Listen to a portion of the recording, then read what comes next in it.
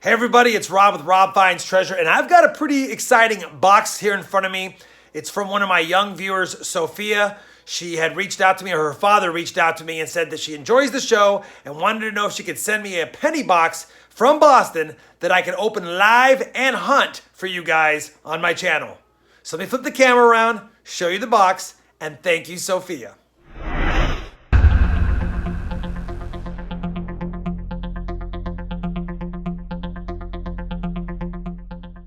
So here's the box right here, and it is definitely taped up. I already took it out of the bubble wrap. It was definitely protected. Very good job of packaging, Sophia.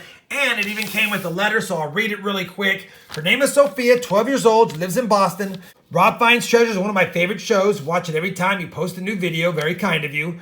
I have sent a B of A penny box from Boston. I opened a Boston penny box at the beginning of the year and had 20 wheat pennies in it and lots of copper. If you could open this on your show, it would make me very happy. Sincerely, Sophia.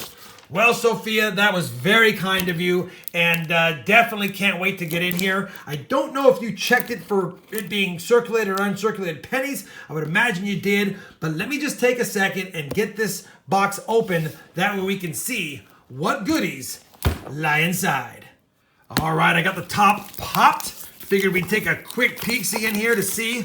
They're definitely circulated, and it was pre-opened before I opened it as far as under the tape, so definitely it was checked to make sure if it had circulated cents, and it does.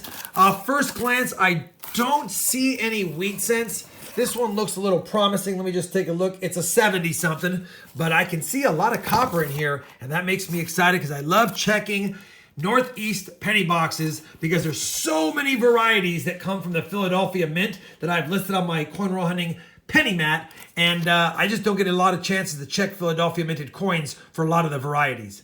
Anyway, we're going to push this back.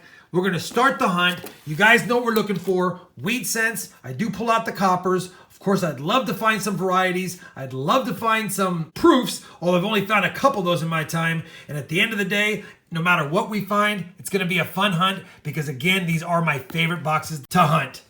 Sophia, thank you very much. Let's get this hunt started. Roll number 2 of the Boston, Massachusetts box, and we have our first wheat cent. Obverse facing, 1957, Philadelphia. Not too shabby. Second to last year wheat cent number 1.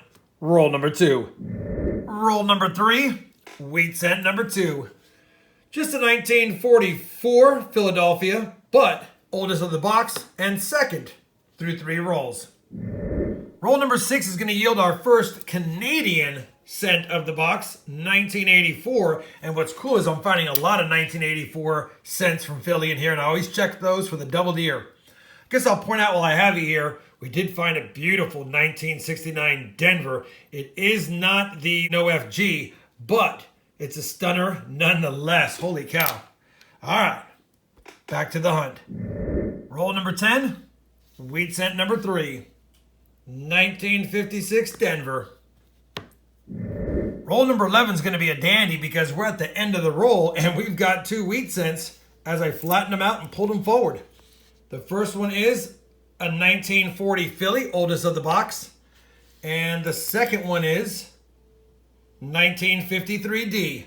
So now we have 5 wheat cents through only 11 rolls. Roll 13, wheat cent number 6. 1956 Denver. Roll number 22 of this Boston, Massachusetts box, and we're going to have wheat cent number 7 already, and it's a 1946 Philadelphia to add to the collection. We're on roll 26, and I haven't been showing you the Canadians because we've got 6 of them already. But I'm going to bring in for this one because it is a young head, so it's got some age to it. It's going to be 1964 or older. And it's 1960. Canadian number 7, wheat cents at 7. Who will win? Roll number 27 is going to yield wheat cent number 8 to take the lead. What year is this one going to be? 1955, Denver. Roll number 36, and I'm bringing you in for this Canadian because not only is it a young head, but it's number 9 of the box, 1957, And now the Canadians have taken the lead 9-8. Same roll, and the wheat cents will not go quietly into the night. They just tied it up. Ninth wheat cent is another 1946. Philadelphia. Roll number 37. Wheat cents take the lead with this find here is a 1957 Philly. Number 10. Just grabbed roll number 39 out of the box and flipped it around, and I see a 1951 wheat cent ender. 1951 wheat cent ender is minted in Denver. Wheat cent number 11. Roll number 47 is going to produce wheat cent number 12. That is a dozen, and that's a 1950 on the nose. Roll number 50 and get out your aprons, boys, because we've got a baker's dozen. 1941 Philly, which now puts the wheat cents at 13. Canadians 10. Same roll, and this will be number 14, and it looks pretty nice by the reverse. Cushioned in between a couple of nice 2019s. Definitely not a bad looking wheat cent. It's got to be in the 50s, probably late 50s. No. And we've got a nice 1948 Philly. And I'll have to check my album, but that could be an upgrader. I don't recall if my 48 Philly is as nice as this, but I'll take that all day. Wheat cent 14 is almost a blazer, but definitely a dandy. Let's see if there's any more before I depart. And I don't think so. I'll be back with a wrap up. Well, we finished that Boston box from Sophia. Thank you once again, Sophia. It was definitely a strong Boston box to hunt. We did not find any varieties despite probably scoping about 33% of all coins from the rolls because there's so many Philadelphia minted pennies that have issues. That being said, we had a nice box, 14 wheat cents found, the oldest being a 1940, and the nicest being this 1948 Philly, which I did compare to my album, and the one in my album is slightly better, so it will not fill a spot. Believe it or not, we only had two 2009s in the entire box. Only two 2009s in the entire box. Unbelievable. We did get 10 Canadians. We got 3 59s, none of them the RPM. 4 beauties, a 61D, not the RPM.